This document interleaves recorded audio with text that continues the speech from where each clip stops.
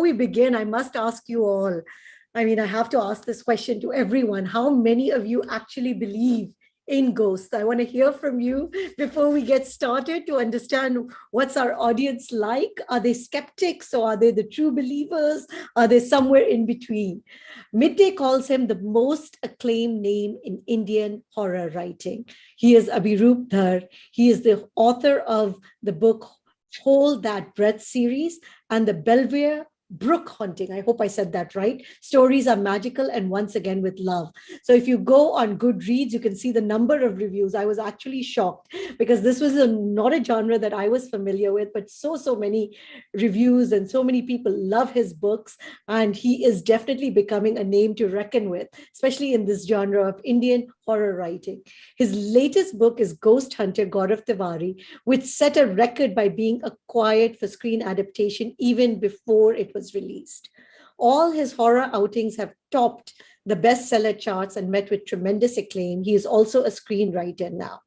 So in this session, we're going to be talking about, do you believe in ghosts? Actually, more broadly about paranormal activity with Abhirup. And this is for anyone that's interested in horror, the supernatural, and the paranormal, as it will cover both the incredible life of Gaurav Tiwari, who was one of the most well-known ghost hunters, as well as his chilling encounters with unearthly beings. We will also have a bit of fun, so you guys also get ready. Trivia quiz to test your knowledge and also Abhirup's knowledge of all the ghostly facts and information that's out there. So he was shocked by the mysterious death of Gaurav Tiwari at the age of 32. Abhirup contacted the team at the Indian Paranormal Society, founded by the late paranormal investigator, to understand his life and work. The book Ghost Hunter, Gaurav Tiwari, is the result of intense conversations that followed as the IPS team, and the IPS here is the Indian Paranormal Society, related some of the most spine-chilling cases, some of which we're going to hear today, they had investigated. As Abhirup learned more about Gaurav and the paranormal, so will we today. Hi, Abhirup. Welcome to Sipping Thoughts. We're so excited to have you here. Hi, Sukirti. The pleasure is all mine. I'm excited as well. Thank you so much for having me for this lovely session. For this chilling session, I hope. For this chilling session, yes, absolutely. Would like to thank my publishing house, Westland Publications.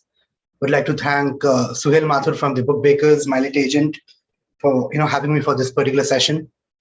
And I'm looking forward because I see a whole lot of people here who are interested. A few people may not be believing in the paranormal, but they are still intrigued. So there's someone called Geeta who is just mentioned here.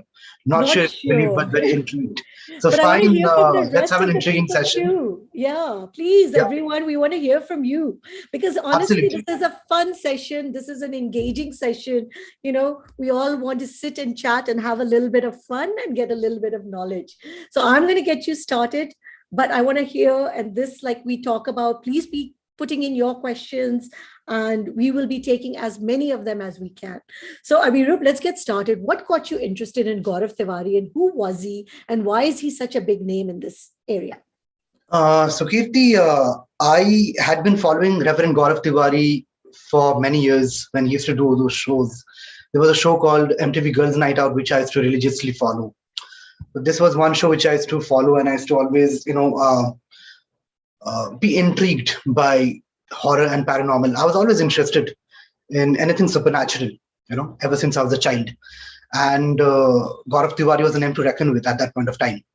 And his mysterious death had left me shocked at that point of time in 2016. And things happen, people forget, people have a short memory in the country. I too did not forget, but then, of course, I moved on. And a year back, 2020, I got in touch with his team, Indian Paranormal Society, for a research. So I was actually, working on a book, The Belvedere Brook Haunting, like you mentioned. And one of the characters was a paranormal investigator. So I wanted to know the nuances of, a paranormal investigator, how a paranormal investigator behaves and feels, and are they normal like us or not, so a whole lot of things. So I got in touch with them for this particular book. And the first discussion itself, they told me that nobody has written a book on Gaurav Tiwari yet. I was shocked for one whole minute because I knew him and, I had been following him for so many years and nobody had written a book on him. So that was the first time which, I kind of, didn't understand that why wouldn't a book be written on Gaurav Tiwari? He was a name to reckon with, and he began the concept of paranormal investigation in the country. He introduced it. And then we got into talks with each other, and we decided to write a book on Gaurav Tiwari and his incredible life and the paranormal investigations he and his team undertook. That's how it came across. And then I involved my lit agent, and then, we got in touch with Westland, who have been fabulous, Westland Books, and bringing this important book to the forefront.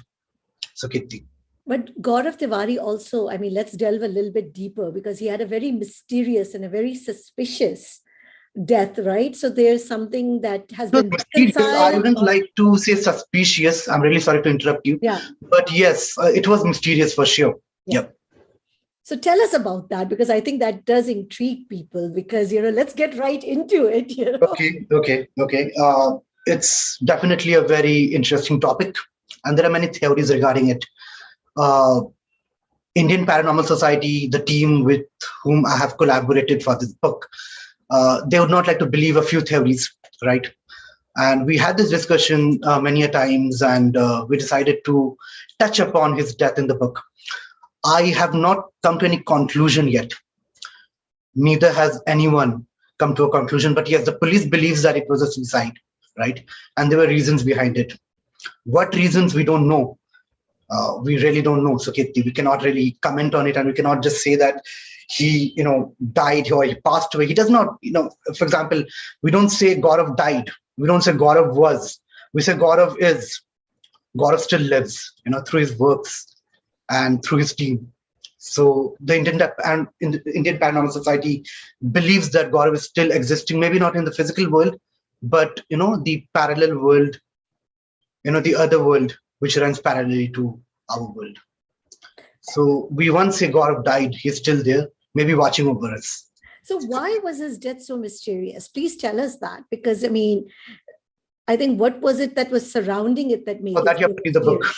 Yeah. So anyone here looking at the answer, they can probably grab a copy of Gaurav Tiwari, Ghost Hunter, and we have touched upon his mysterious death in the book. And you have to join the dots, and you'll know what exactly happened, what exactly transpired, and why he decided to end his life. So what exactly is a ghost hunter, and what does a ghost hunter do? So Kirti, I'll be very honest here. A ghost hunter or a ghost buster is a word which is very important, because we want to connect with the layman. So a layman would not understand what paranormal investigation is all about.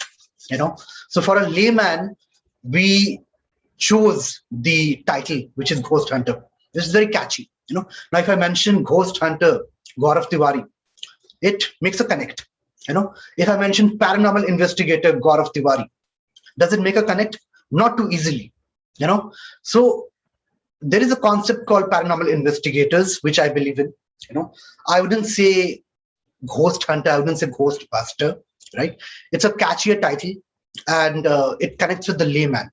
So it's more of, he was a paranormal investigator, and he began the concept of paranormal investigation in the country. He pioneered it. So he was a paranormal investigator. And ghost hunter, yes, of course, because for a layman, in India, who is not too accustomed with horror and paranormal, we decided to choose a very catchy title so that it will make a connect, and it has. So before I ask you that what is the paranormal and what are paranormal activities, do you believe in ghosts? I do believe in ghosts, and if I have to talk about it, it will take one whole hour. We don't have so much time, but I believe there is a world which runs parallelly to our world, Sukirti, right? And what happens after death, nobody knows. But I believe that, there is a world which runs parallelly, and we are transported there before we make a foray to the spirit realm. So we wait for a certain number of years or certain number of, so there is no concept of time in the other world. It can be years, it can be months, it can be whatever. It's not quantifiable. But I believe we wait there for our next birth, depending on a karmic pattern. And there are people who do not meet with good deaths. They have a lot of baggage when they die, and they remain in this particular other world for many, many, many years, and they're still attached to the physical world for some reason or the other. They're probably, attached to us, or they don't want to believe they are dead, or they don't want to accept their death, and they latch onto the physical world, and that's where the concept of spirits come into existence for me. So I wouldn't say ghosts, I'd say spirits. But yes, what is the difference? Not much of a difference between a ghost and a spirit.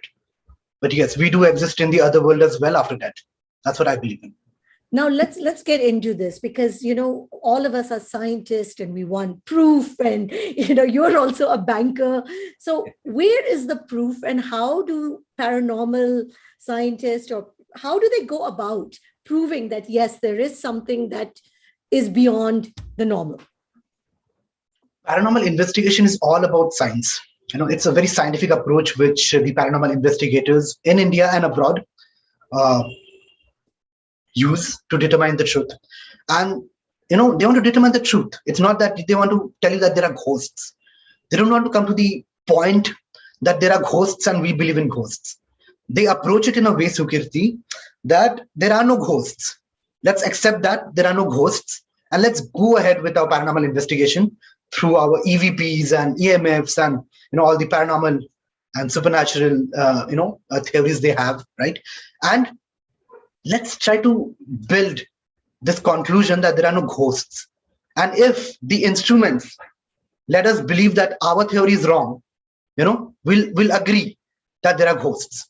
So it's a very scientific approach. They have got many scientific instruments like EMF, they've got EVP, they've got infrared camera, they've got night vision cameras, and it's determined through all these instruments. So it's not just we went for an investigation and we saw ghosts, we saw apparitions, we saw churel.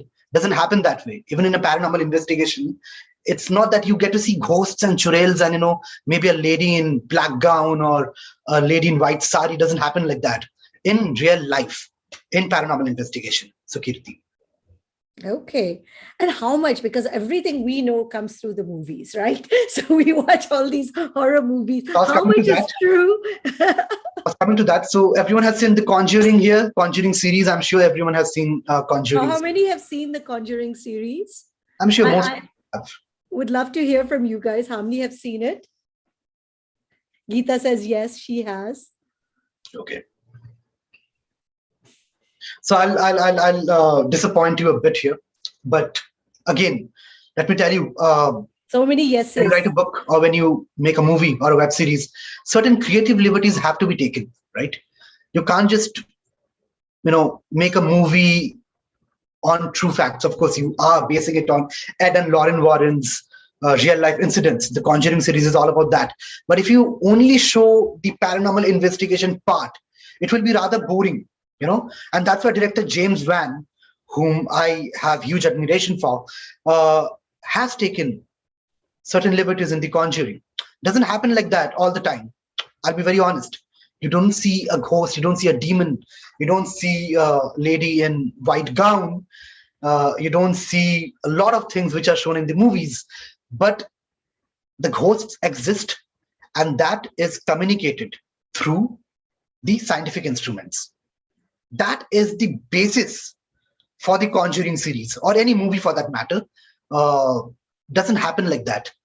I'll be disappointing everyone here, but ghosts do exist. So wow. So tell us now, what is the most chilling thing that you have encountered, and how do you come up with your horror stories? Because you are a big name now in horror. Thank you. Thank you so much for saying that. So Kirti, I have been a huge horror buff ever since I was a child, and I grew up in deserted places almost. So I grew up in Darjeeling. I was in a boarding school there, and my winter vacations were spent in Assam, parts of Assam, tea gardens in Assam. And somehow I used to read a lot of ghost books and horror stories. I used to watch movies. Even if I was a child, I used to watch Ramsey movies. So everyone grew up on Ramsey movies at one point of time. That was how horror was introduced to us.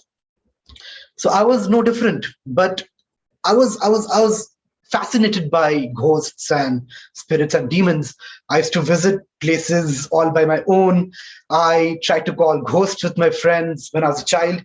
Nothing really happened. I'll be very honest. But yeah, the experiences were chilling, and I loved them. And when I decided to become an author, I began with a genre which was not horror. Then I delved into horror very soon. And why horror? Because I decided to experiment with my storytelling. I wanted to do something different, and horror writers are few here. Horror is a genre which is very neglected. I decided, why not horror? Why not bring it to the limelight? And that's how I decided to write horror. So So Dr. Vandana is asking a very interesting question. How do you feel that they are around, or their presence if they're invisible? If you have the paranormal investigation instruments with you, and if you have a paranormal investigator friend, please talk to him or her, and he'll let you know how to use the instrument, and you can definitely come to know. It is a very scientific approach. How do they exist around us? They do exist around us, but there are boundaries which are not to be crossed. Neither can we cross those boundaries as human beings, and neither can they cross those boundaries. They are all around us. It's a different world they live in, which runs parallelly to ours. That's what I believe in. Are they going to harm us? No. One thing I have understood and realized while writing Ghost Hunter Gaurav Tiwari is that we need to have a lot of empathy for the dead, because they lived as well. They were living beings as well, and they are dead now. So are they there to harm us? Not really. They're not there to harm us unless we cross boundaries. How do we know their presence? You have to consult a paranormal investigator. In this case, talk to Indian Paranormal Society guys. They are fabulous at their job. Did you ever go out with them? Did you ever experience that? But yes, I intend to. I just had a discussion with them a few days ago, and we were planning something. So maybe I'll catch up with them on the next case. And I'm sure if you are going to take a troop, there are going to be a lot of volunteers to come with you I hope so. who really want to experience I this. Now, Dr. Vandana is asking, isn't horror different from ghosts? Isn't horror different from ghosts? See, horror is a genre. Horror is a genre, and it's a wide genre. It's not just about ghosts. Ghosts, demons, churels, spirits, witches are a part of horror. But the wide genre that a horror is, there can be a lot of other genres as well. There can be non-supernatural horror. I'll give you an example. Stephen King's Misery is a book which is horror as well, but it's not supernatural. Or if we talk about a movie, Psycho, Alfred Hitchcock's Psycho, I'll call it horror, but it's not supernatural, right?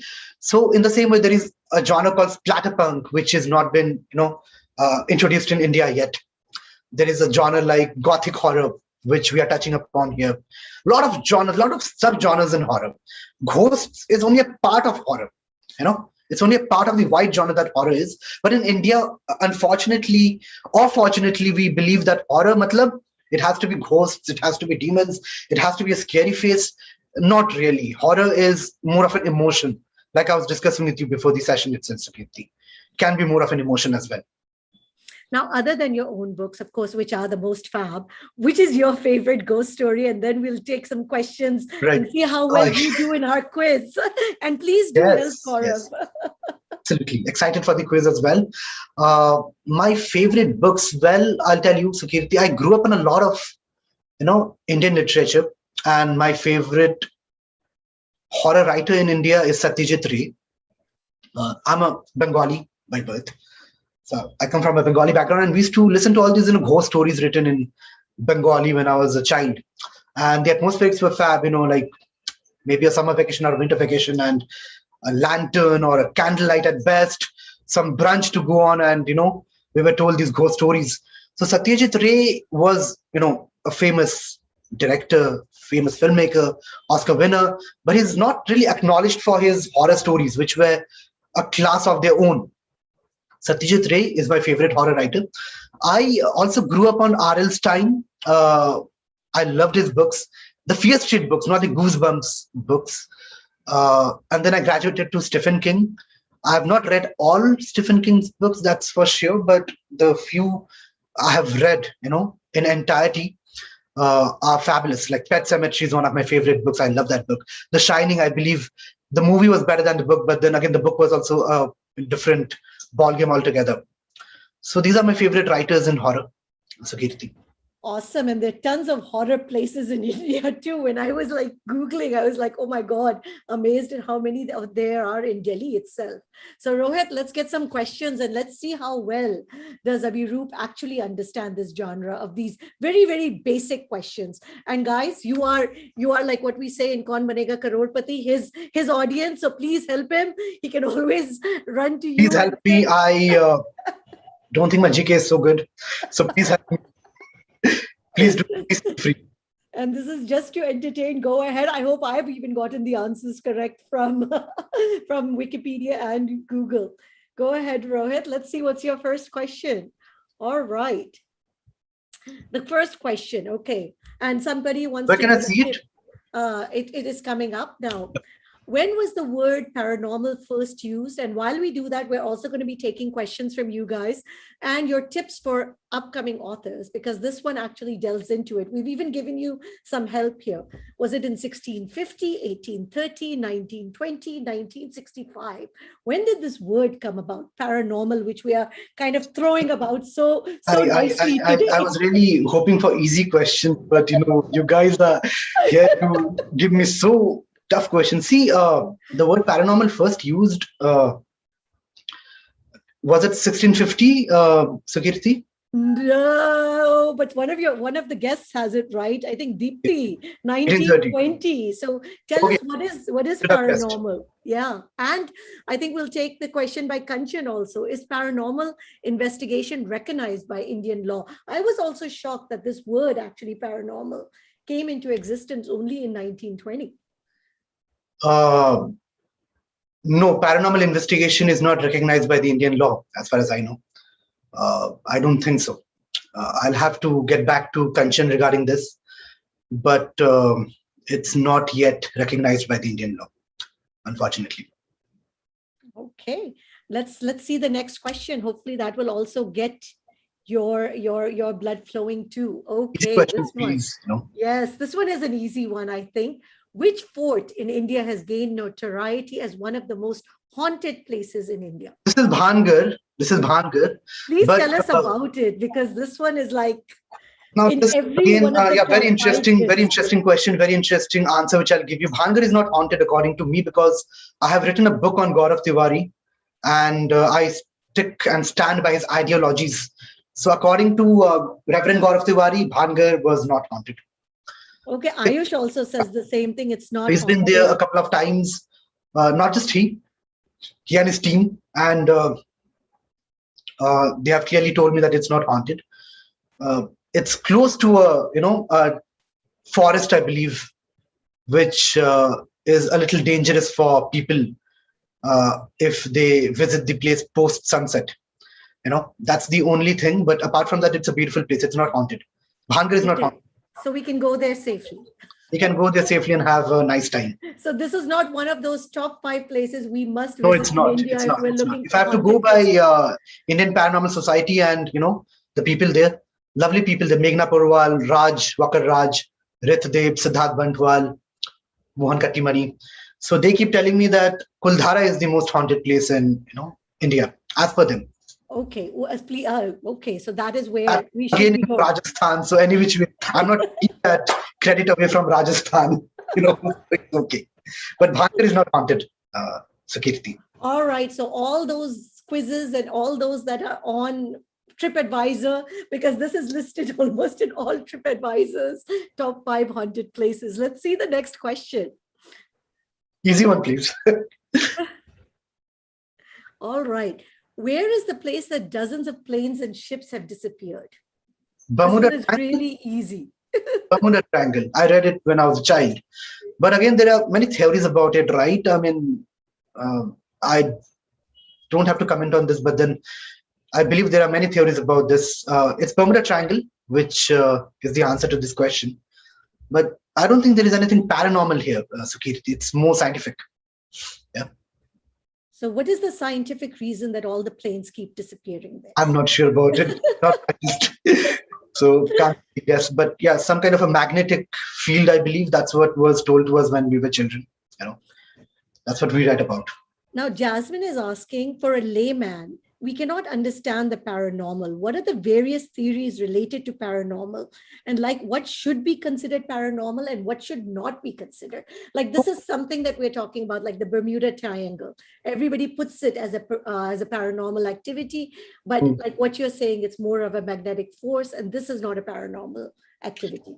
So, in simple language, layman language, I'm also a layman. When I began writing this book, I was a horror writer, and then I started researching on Indian Paranormal Society, Reverend Gaurav Tiwari, his life, his legacy, the spine-chilling cases that he undertook. Uh, so even I understand, layman language terms. So when I was asked to do the research, and I came across a lot of terms like EVP, EMF, infrared, energy, night vision cameras, so on and so forth, I was a little confused as well. And it took me some time to, get accustomed to it. So what is paranormal? Simple. Paranormal is anything which is not normal, which cannot be explained in normal terms or by the normal scientific language. Anything which can't be explained by science, the basic science, according to me, is paranormal. It's as simple as that, Sukirti. And Okay. how do we determine? The other question was, I believe, how do we determine anything which is paranormal? Is that so? Yes. That's through the scientific instruments which these good people, the paranormal investigators, use during their cases. That's the only way you can find out and you can determine the truth, because you know that won't lie. That won't lie, and it's not manipulated. Whatever happens, they come up with the right points, and they will give you the truth and only the truth. Now, Puvli is asking very, very interesting question that why is there so much paranormal activity or say poltergeist activity in Western countries rather than India? I felt actually while Googling there was tons in India, but I'd like to hear your view on this. Uh, I think that's a misconception. I believe there are a number of paranormal activities here as well, but it's a concept which Reverend Gaurav Tiwari introduced in, India. He founded Indian Paranormal Society in the year 2009, and that happened only after he himself was a non-believer. Let me tell you guys here, he was a non-believer. He did not believe in ghosts and spirits and demons, and he was training to be a commercial pilot in Florida when a few unexplainable incidents happened with him, and he was shocked.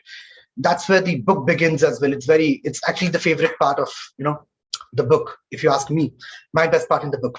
So I was intrigued when I came to know that he was a non-believer, and he founded Indian Paranormal Society, which is the first paranormal society, the professional paranormal society in India. So what was the question again, Sukirti? Did The I first question is that miss? is there more paranormal activity No, outside of India than no, India? I wouldn't like to believe that. I believe in India we have got many paranormal investigative cases, but then we don't really delve into it as much as the Western countries do. In the Western countries, it's more of a phenomenon. People have actually started accepting it, right? In India, I believe I was going through this post someone came up with, and someone told me that in Western countries, 44% people believe there are ghosts, and there are spirits and demons. In India, 11% people believe in them. So I don't know. I believe in India, we like to ridicule horror. We like to ridicule spirits and demons. We're like, even if we watch a horror movie, we like to make fun of it, even if it's good, in India. But we wouldn't do that for a Hollywood movie. And horror is a national craze in each and every Western country. You go to any country, you'll find horror movies and horror books, doing really well. Horror movies are a passion out there. Horror books sell like hotcakes, right? So that's also there. Maybe we don't want to accept the truth, even if we have paranormal investigators around us and they can tell us what the truth is. So, Kirti, that's the only reason. Yeah. So I mean, which is interesting because Indians believe in reincarnation, as Rajni is saying, and life after death. What are your thoughts on that? Because I believe in reincarnation. Absolutely. That's what I told. So there is this other world which runs parallelly to ours, and then we reincarnate depending on our karmic patterns. But in between, we are stuck in the other world for years or decades or centuries. I don't know. There is no concept of time in the other world, according to me. So we are stuck there for some time, depending on our karmic pattern. Then we reincarnate. We live a life, again we die, we enter the other world, and then again we go to the spirit realm. So it's all about karma, I believe. It's all about karma, and it's a never-ending cycle. It goes on and goes on and goes on and goes on. So that's how it is. I do believe in reincarnation for sure. Okay, let's see our next question. Let's see what's coming up. All right. So what famous Prime Minister met the ghost of Abraham Lincoln? Mm-hmm. And this happened. I mean, and was it Winston Churchill? Yes, it was. Wow. Awesome. So, I mean, such a famous person. I mean, Churchill. The reason why I put this question, because, he claimed to have seen the ghost of Abraham Lincoln in the White House. So, yes, I read about it. See, there are some things which the memory suppress, right? So I'd read about it many years ago somewhere, and then just clicked. Must have been Churchill, right? So it is Churchill. But the reason why I wanted to bring that up, because there are a lot of very well-known, very, I would say, people that we know that actually have claimed to have also seen ghosts. So what are some other people that are really well-known that have actually said, okay, you know what, we have seen ghosts, we have experienced this kind of a phenomena? Look, I believe there are many people who have had such encounters with the unearthly. But I'd want to arrive at a conclusion only when it is based on facts, and I believe facts are determined by paranormal investigation. So if I have to determine a fact that my house is haunted, it happens when you wake up at night and you probably, go to the kitchen to drink water, you feel certain amount of energy around you. You feel things are very cold around you, the body doesn't lie, so all of a sudden the temperature drops. It happens. It happened with me as well a couple of times. But I would want to arrive at a conclusion only when I have a paranormal investigator around me, or probably I'm using a paranormal investigation scientific instrument, and then I can probably come across, a conclusion. So I wouldn't want to come across conclusions based on experiences, because I know for a fact that you won't see a ghost all of a sudden in front of you. That won't happen. I have never seen a ghost so far. I've been dying to see a ghost, all my life. It does not happen.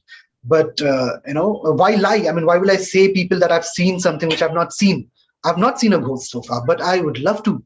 I have felt certain negative energy. I wouldn't say negative again. Negative would be a very wrong word. I'm sorry. I'd say certain energy which is different, I have felt it, but I've not seen a ghost so far. I've not seen a ghost, but unfortunately, I cannot say I see dead people like that little boy in The Sixth Sense. I'm sorry. Say that. But that's what also Rajni is asking. Why do spirits show themselves in front of a few people only? Are they trying to convey something? Like I said, I don't know if they're showing themselves. Are they showing themselves? I don't know, because the paranormal investigators whom I am working with, and I have written this book based on their cases, have clearly told me that they have not seen a ghost in real terms, as in they have not seen a spirit or a demon or a ghost, or a Dracula or a vampire. That doesn't happen that way. But when we write a book, or when we mostly make a movie or web series, certain creative liberties have to be taken. If I show you The Conjuring in a way that Ed and Lauren Warren investigated the cases, would you be interested? I don't think so.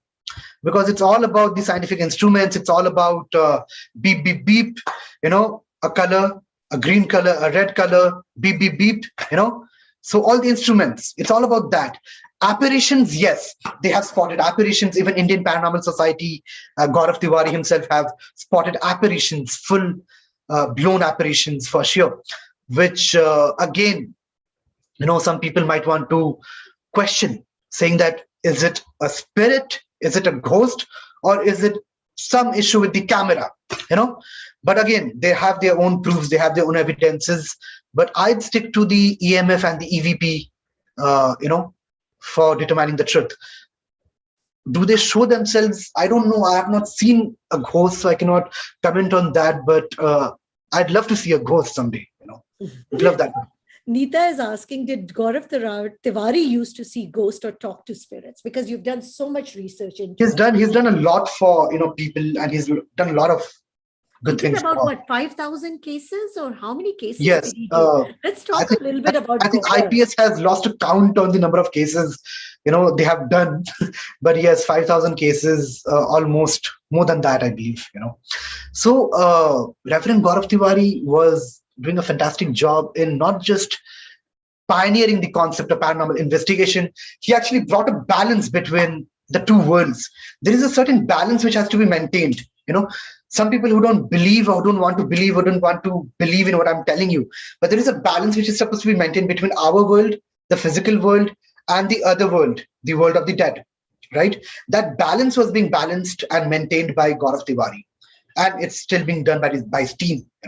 So he's helped a lot of people. There is a chapter in the book itself which talks about the experience of one Dr. Nandini Sinha Kapoor, whom Reverend Gaurav Tiwari helped. So her husband expired, and it was through Gaurav Tiwari that she got a new way of life, and she started communicating with her dead husband.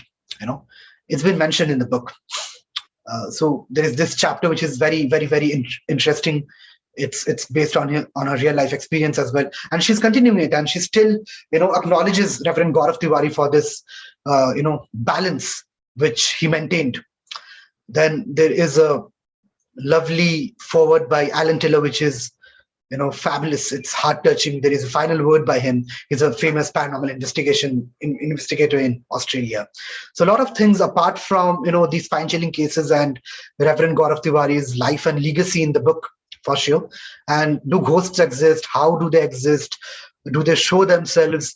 Please read the book. You'll understand how it happens. There are certain creative liberties which I've taken, but they are few and far between, only to make the reading experience better. But Abhirup, we're not going to let you go until you tell us a spine-chilling story, and then also give tips for upcoming authors. But I want to hear, and we will want to hear, a spine-chilling story from you. I'd love to tell a spine-chilling story, but why not read my books? All of them are spine-chilling. I can give you a list of my books itself, but I've got this, lovely story so I have these 1-minute chillers which I used to, write before I delved into horror. So I'll tell you a story which I'd like you to hear. So there is this little girl who, is alone in a room, and she is moving towards the mirror, which is a large antique Gothic mirror. It's a dark room, and there's something which is bothering her. She goes there, and she's talking to herself, and she asks herself, why has this happened? What is happening to her all this while? Why is she so alone in the room? Why isn't her mother home? And right at the same time, in the physical world, the mother asks her daughter through the mirror, which is the portal to the other world, why did you commit suicide?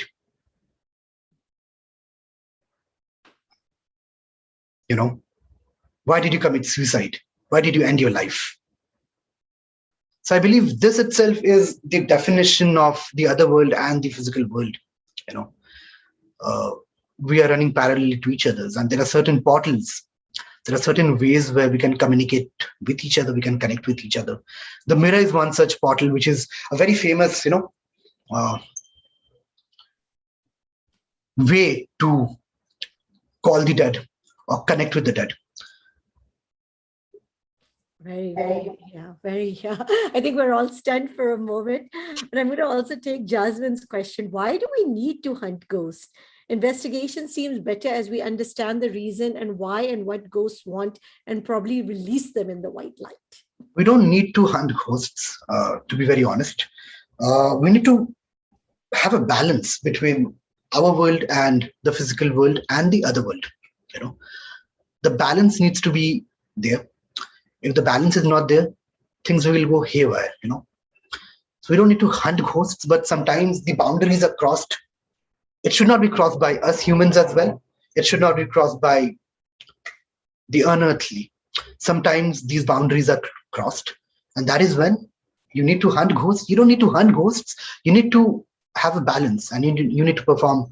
No, you don't need to perform a ritual or an exorcism or anything of that sort. You need to cleanse a house. You need to cleanse a property. You need to cleanse an area which is probably being dominated by either the humans who are crossing boundaries or the ghosts or the spirits who are crossing boundaries. That's what I feel. It's okay. And one question before we move to the next question, and then I'm going to take a lot of audience questions. And I know I'm going to give you some time also. But why do you call Gaurav Tiwari Reverend Gaurav Tiwari? So, he's done a lot for the society, but paranormal investigation is a field which is not so well acknowledged even now. Even when Gaurav Tiwari lived and breathed, he was not acknowledged so well. It's only now that we are talking about him after this book, and there's a web series coming up, and people will talk about him now. But in India, when he pioneered the movement, it wasn't easy for him. It was very difficult for him. Very, very, very difficult for him. He began from scratch. But before that, he trained, like I told you, he was training to be a commercial pilot in Florida, and then certain things happened, and then he decided to explore the unknown, and he went for a lot of courses. He did a lot of things out there abroad. He trained under the best, Mr. Doug Kelly, who is the founder of Paranexus. A lot of things out there he did, and he was bestowed this title, the Reverend, there itself, abroad, not in India. That's how we call him Reverend Gaurav Tiwari, and we still say that he is. He was. We don't say he was. We say he is. He lives. So Reverend Gaurav Tiwari lives. Yeah. And Rajdeep is asking your tips for upcoming authors. Hi Rajdeep. Hi. How are you? So tips for upcoming authors: just write. Yeah, just write. Keep writing. That is the most important thing. But when you want to make a transition from being a writer to a published author, be very careful. I made this transition in 2015, and I learned my lessons well. I learned through ups and downs, and I did not have it easy as well. So what I can say is write a story to start with, straight from your heart, a story you believe in. Don't write a story you don't believe in. Write a story you believe in, which comes straight from your heart, something which you completely believe in and you think you can do justice to. And once you're done with writing it, approach the right people at the right time. Fine. That's very important. Or you can approach me. I'm always there for you. Yeah. Thank you. But now, of course, that dying question. So who has bought the rights to this? And when are we going to see this on which platform and where? This I tell you because a press release was out, and Mr. Sunil Bohra, who is the producer of movies like Gangs of Wasseypur, Shahid, Tanu Eds Manu, lot more movies, Accidental Prime Minister. He's bought the rights. His wife, Mrs. Prablin Sandhu, they have bought the rights. It will be directed by the director of Scam 92, which is one of the best web series I have watched, and I'm sure it is one of the best web series you have watched as well. So Mr. Jay Mehta, who is going to direct it, and the script writer would be Saurav Dey, who also worked with him in Scam 92. So this is for sure. Where it will be streamed, I can't say, because since I'm also scripting a separate web series with another director, and I'm also writing a book based on that web series. So I can tell you, because I'm working in tandem with the film industry. It happens in time. It takes time. You can't just say that it's going to come in Netflix or it's going to come in Prime. Once the script is out, it happens after that. The scripting is important. Once you're done with the script, a whole lot of things happen. The producers come in, they decide whom to cast, they decide the OTT platform, a lot of things, but only after the scripting is done. So for this book, Ghost Hunter Gaurav Tiwari, the scripting is in progress, and it's shaping up really well. That's what I've heard. So keeping my fingers crossed as well. Looking forward to it. Yeah. So my late agent Suhail Mathur keeps, telling me about it, and keeps telling me that it's shaping up really well. So I'm like, good. God bless. I just hope it releases as soon as possible. It will release very soon. Which year, I don't know. Not this year for sure, but then very soon. Yeah. Now, the last question we'll take before I hand it to you. Rohit, what's our last question? This is the one I wanted. How many people experience some type of haunting or ghostly phenomena? This is completely based on facts, and you can just guess, this one I thought was 1 in 1,000, maybe 1 in 1,000, or maybe 1 in 5,000. Can't just say. I was very, very surprised at this number. I don't know if Google is right, but 1 in 10. So I was just like zapped. That the number of people how will you, okay, fine, experience some kind of a haunting or ghostly phenomenon, but how will you, describe it as a haunting or a ghostly phenomena? That's again a big question, So on what basis is this survey conducted? I am probably sure it's just conducted on people saying, did I feel like I experienced? Exactly my point.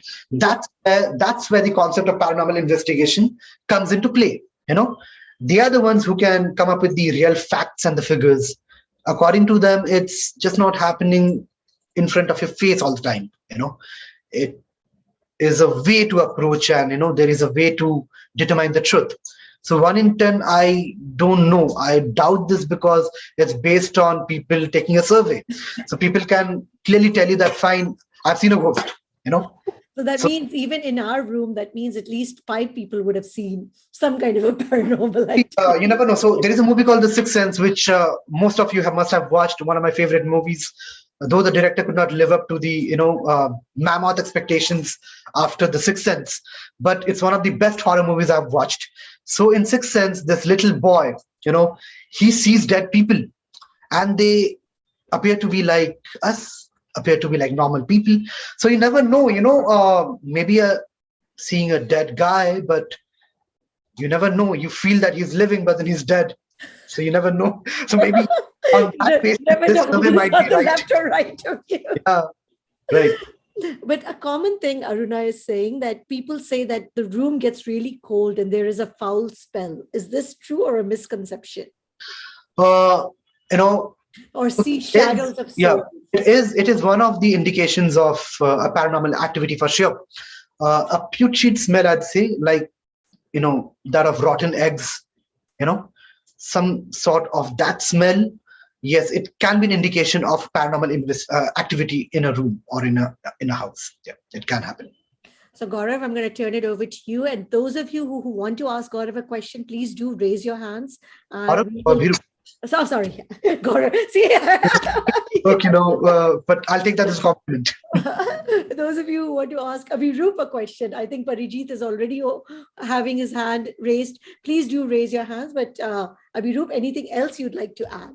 I know I've taken up a lot of time in this. I'll answer the questions itself. I think there are so many people here who are watching this session, and thank you for your time. Thank you for taking out time and coming up here. So Parijit, go ahead. Yeah, hi. Thank you so much, hi, for the Parijat or Parijit? I'd say Parijat. Yeah, this is Parijat. Hey, Parijat, how are you doing? Good. Abhirup, very, very interesting insights. I'm sorry, your voice is breaking. I can't hear you. Yeah. Gaurav Tiwari. Yeah. Am I audible now? I think it's better now, Parijat. Better. Yes. So, very, very interesting insights, Abhirup. Thank you so much for sharing. Thank you. And I completely agree I completely agree that horror is beyond the stereotyped vampire or the stereotyped witch, which we keep watching on television these days. As recent as a new series called The Midnight Mass, which again touches upon the vampire again. But thank you so much. Parijat, Again, your voice is breaking. your voice broke again. But I'm glad people are enjoying this session because it's a spontaneous session, it's a spontaneous discussion and not structured, Such there were no example. questions. Yeah, Parijat. Yeah, Edgar Allan Poe was one such example where Absolutely. a story like The Telltale Heart, actually terrified me when I read it. About a man's optical condition, which horrified his tenant. That's a story which I recommend to everybody. But Right. all I wanted to say was that, yes, you're absolutely right. Horror is an emotion, and you rightly said it. Even the most insignificant incidents, crime in small towns, rural areas, things which we do not expect can horrify us at the end, at large. Absolutely. That's what I wanted to say. Thanks, Atta. So nice of you, Parijat. And yes, Mr. Poe was a fabulous writer. I prefer to call is because, legends never die. They keep living, So he introduced Gothic horror, So Gothic horror was introduced by him in the 19th century, which, as we talk now, is fiction, So I love his books as well.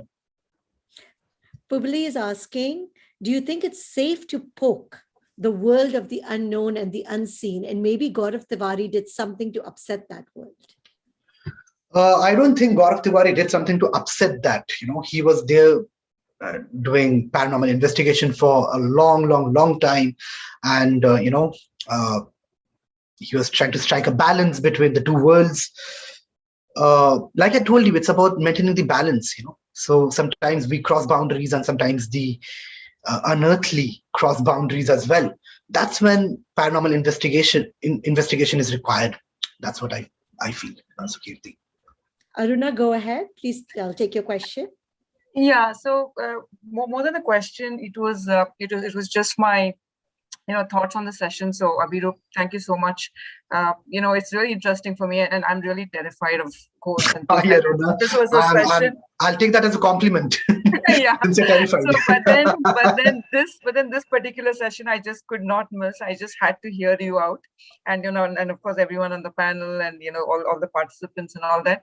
And I think what I find most interesting about what you said was that though you yourself have not witnessed or seen one, like you were very honest to say that it's based on, evidence, it's based on science. And for me, that makes the session kind of, even more honest in terms of what you're saying. So thank you so much for the session. And Sukirti, as always, fabulous job of, hosting this. So it was more of a comment than a question. Thanks everyone. Thank you. Humble to know that. Gitanjali, go ahead. Thanks, Sukirti. Hi, Abhirup. Hi, Gitanjali. Hope you're doing fine. Yeah, yes. I'm actually taking this session in the middle of my working schedule. So I was not very sure about, coming up on the mic and talking, but I got a breather. So I'm talking. So thank you so much for this interesting session. I did not want to miss it for anything. So I made sure that I'm part of it. Nice of you. So nice of you. So glad to know. And thanks to Sukriti, of course, for organizing it, definitely. So I was so curious myself, Gitanjali. As soon as I saw this book, I said, I have to have him on.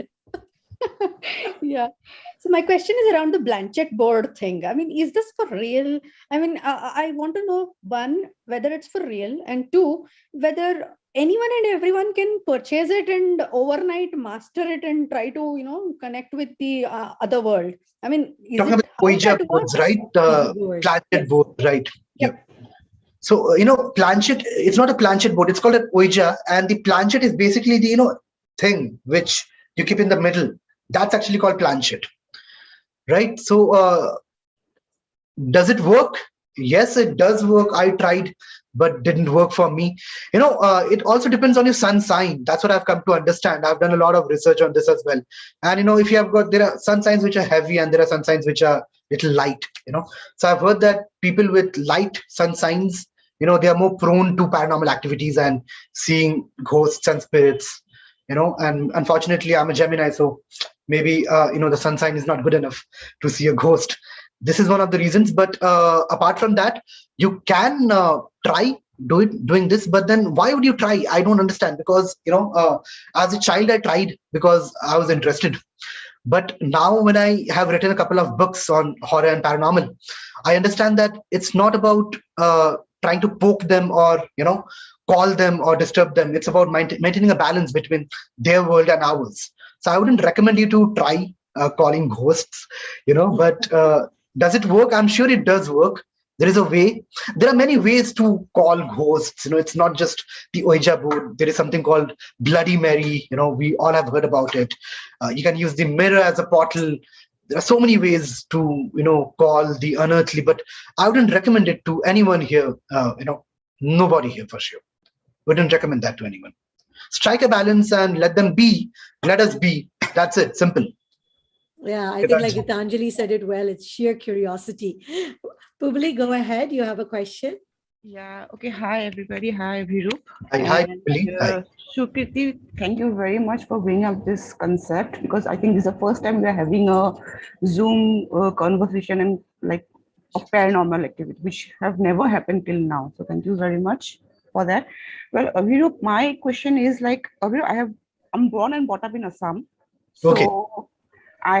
my places were in the remote areas of Assam, like Tinsukia and all, Dibrugarh, Digwai. I've lived there. I've lived in Tinsukia. I've lived in Tezpur, Jorhat. You name the place, I've lived there. Yeah. So my father was a tea garden manager, so I used to, visit these places during my winter vacations. So I know Assam very well and very close to my heart.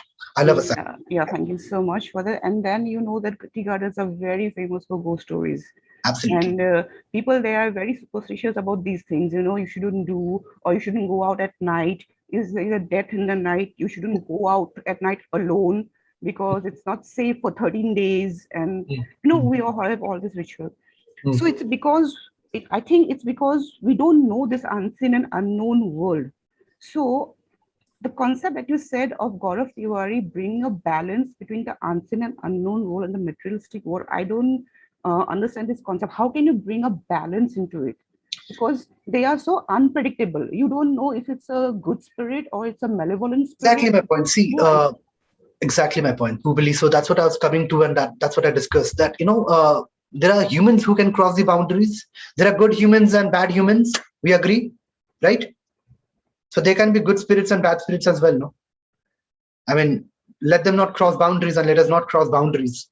If we don't cross boundaries, let them be and let us be. The balance is maintained. They are unpredictable. It depends on their intentions. Like I told you, there are spirits who are attached to the physical world due to some desires they could not fulfill when they lived. They don't want to believe they are dead. They don't want to accept they are dead. So they want to still latch on to us and the physical world.